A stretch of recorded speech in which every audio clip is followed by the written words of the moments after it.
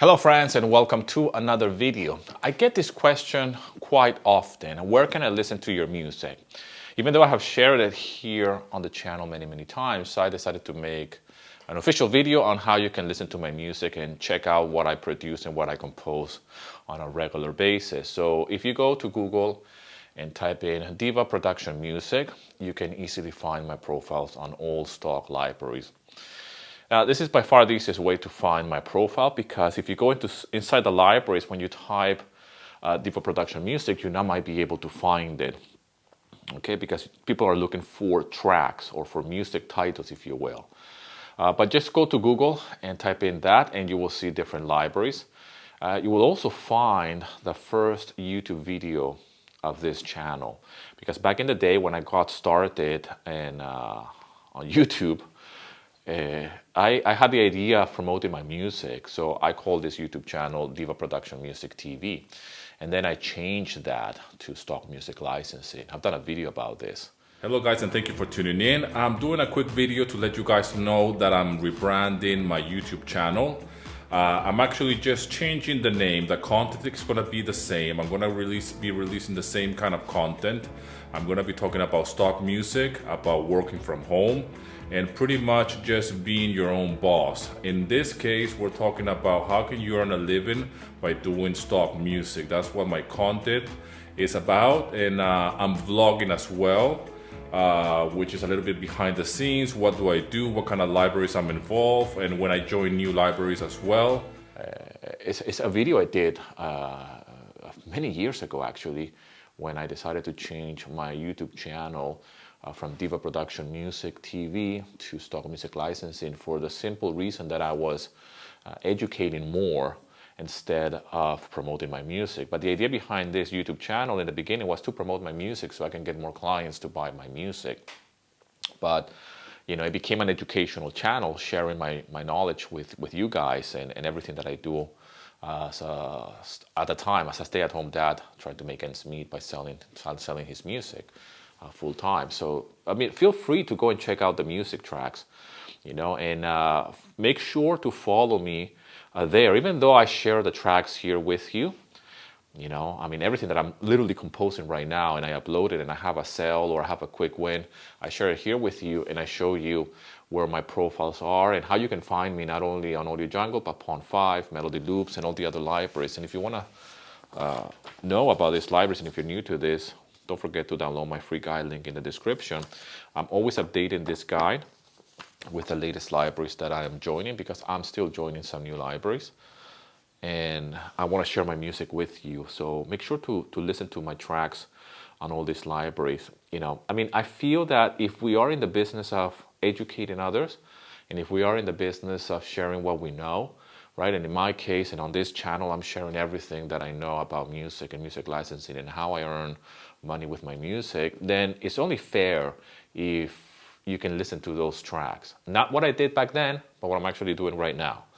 Okay, because a lot of people out there talking about music licensing, but you can't hear their music. And there's another group of creators online talking about how to market your music and how to make music for streaming platforms and how to promote yourself as an artist as well. And they have all of these hacks about marketing and how to get 1 million streams on Spotify as an artist and all of this. And then I'm always asking the same question. Where can I hear your music? I mean, you might be someone who is an expert in marketing, but I want to listen to your music. I want to listen to what you have done, and I want to listen to your results. So I completely get it when people try to listen to my music and see what I have done. And this is the purpose of this channel, to not only document this process of how I've done it, but as well show you my results. And of course, it starts with the income. That's why I share my income here with you guys. And as well with the music that I'm doing. So it has to be something that you can see, you know? I mean, if we were in a different industry, like the fitness industry for that matter, and I'm promoting myself here as a fitness expert, and I'm trying to show you how to get a six-pack abs, but I don't have a six-pack abs, it's a little bit weird, isn't it? So I completely get it, and I really want to show you what I do and what I'm doing as we speak. Not what I've done, not what I have licensed back then, and show you my best hits. the top 10 tracks that I consider they're my best, because, you know, and I don't want to show you stuff that is just on paper. I want to actually you to see what I'm composing. Like I want to show you the samples that I use. I want to show you how affordable they are. Most of those samples are free anyways. You know, and I'm trying to show you how to do what I do with very affordable stuff that you probably already have. Most likely you have better plugins and samples than I have.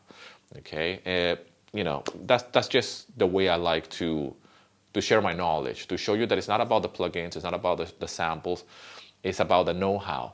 And you already have everything you need. You just need a roadmap or to follow a certain blueprint in order to make it work.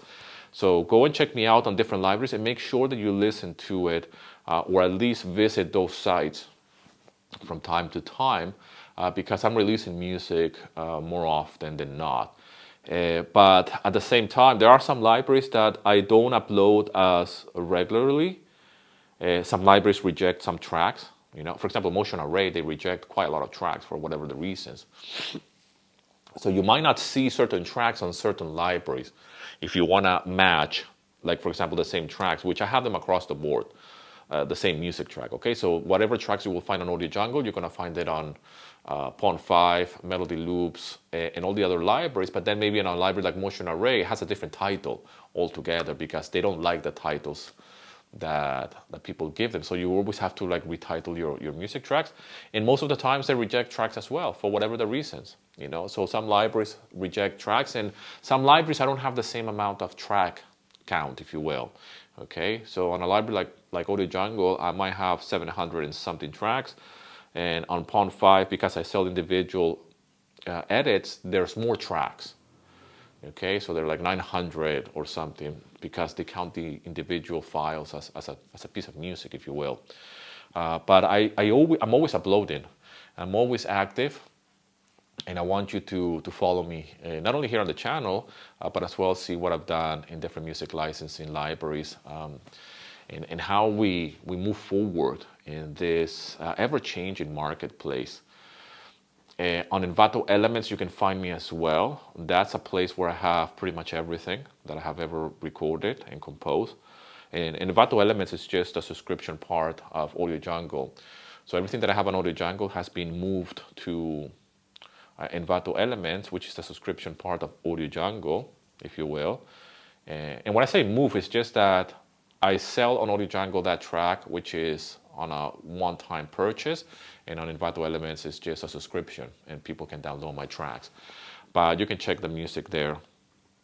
And I like Envato Elements because it's a very easy way to navigate and see the latest tracks. You know, there's no thumbnail, there's no distraction. It's just like a waveform. And I think I really like that. I mean, versus Audio Jungle. Audio Jungle, you have like the thumbnail and all of these things around and the badges. I think it's really distracting and in order to listen to the music. But that's just my personal take on the user experience. But yeah, you can find me everywhere, man, with just typing in Diva Production Music. Why I came up with that name back then, there's a funny story behind that name, actually. I had a musical project. I'm going to make this video again longer than it has to be, but I had a musical project before I started music licensing, okay? And that musical project was called Farting Diva. I know it's a funny name, but it was meant to be an alter ego type of project. And it was a way of me making experimental music. I've always been into rock music, industrial music as well. I love industrial music, so I was always combining different elements of music, of rock with industrial music, kind of like Nine Inch Nails, Ministry. And I was looking for a way to express my creativity and do something about it. There was this website back in the day, early 2010, 11, 12, like somewhere around there, called Indaba or Indaba. And they will have like remix competitions. And I joined that website back then. And the way it will work is they will give you these files, and you can download the files from famous people. And I believe Nine Inch Nails had some files there that you will get them, and then you can remix them, and it will be like a remix competition. And I will go by that name, Farting Diva. And the reason why I got that name, Farting Diva, was because when my first daughter was born and we were newly parents, you know, it was my first daughter, and you know, she was just, you know, when it's a new thing when you're changing Pampers. I'm going way off topic now, but I was changing Pampers and things, and then I was a father for the first time, and you know, whenever you hear your baby, your newborn baby for the first time, you know, farting or doing something or changing nappies for that matter, you know, I remember one time saying like, you know, my farting diva, because you know she's the first daughter, she's my first daughter, and you know, I will treat my daughters as princess, you know, like they're my divas, you know what I mean. I just try to take care of them as much as possible, and I will say that that's when we were living in England, by the way. That's many years ago, and I always had that idea, farting diva, and I was mentioning it to my wife, and I said like, that's a cool name for a song or a musical project. And I never used that again. You know, I just had it in the back of my head. And then when we moved to Greece and, you know, we did this massive life change, you know, I had that in the back of my head. And I said, like, wouldn't it be cool if I just have now that I'm looking for ways to express myself, why don't I use that name, Farting Diva? And I had this picture of me smoking a spliff, and I had some smoke. I have deleted all of those profiles. I had a profile on SoundCloud that was called Farting Diva. I don't know if there's anything out there that has that name. I think I had a Pinterest account at some point, for whatever the reasons. I don't know if I had a Twitter account with Farting Diva. But I deleted all of those profiles because I didn't think it was a good thing. I mean, it wasn't going anywhere, really. But that's where I got that diva, because I always wanted to use the word diva for some reason. And because I saw a lot of people in music licensing using funny names like Yellow Monkey or Pink Zebra or Blue whatever, or Blue Whale music, I said like, well, I don't want to be named after an animal, but I have this idea of Farting Diva that it was kind of like a side project for creativity and do some crazy music. I want to still use, I don't want to call myself Farting Diva in music licensing libraries because I'm not going to sell anything, right? I don't think you can use that as a name. But I said like, okay, Diva Production, that sounds like an official thing. And why Diva? I don't know, you know? I mean, I guess I'm trying to get in touch with my feminine side. I mean, I don't want to psychoanalyze this too much, but, you know, I just saw, I thought it sounded expensive, I guess, or it sounded a little bit exclusive. Like something that is really, it's a diva thing, isn't it? I said Diva Production Music. That sounds like pretty official to me. But that's where it's coming from, that name. It doesn't have anything else special attached to it apart from that. That's the backstory of that name. But go and find me on different libraries, and you can listen to my music. Thank you so much for the love and support, my friend. Thank you very much. It means the world to me that you're watching these videos and following me. And if you need any help whatsoever with music licensing and you would like to earn money with your music, download my free guide like I mentioned, link in the description.